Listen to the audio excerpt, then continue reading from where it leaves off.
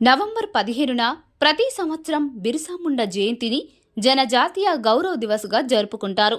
1875లో జన్మించిన బిర్సా ముండా జార్ఖండ్కు చెందిన గిరిజన స్వతంత్ర యోధుడు.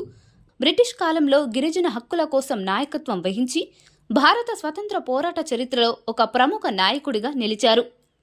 విద్యాబోధన, తిరుగుబాటు బిర్సా జైపల్ నాగ్ దగ్గర విద్యాభ్యాసాన్ని ప్రారంభించారు.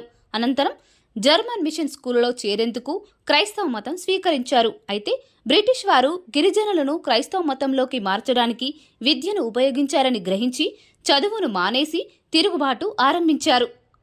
బిర్సా తన తెగకు చేస్తున్న సేవల ద్వారా గిరిజన సమాజంలో ప్రభావం చూపారు. దీంతో ప్రజలు అతనిని భగవానుగా పూజింపసాగారు.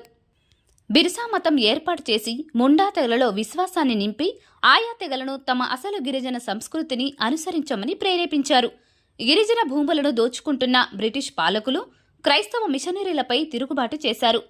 స్థానిక గిరిజన భూస్వామ్య వ్యవస్థను కాపాడేందుకు ముండా మరియు ఇతర గిరిజన సమూహాలతో కలిసి పోరాడారు.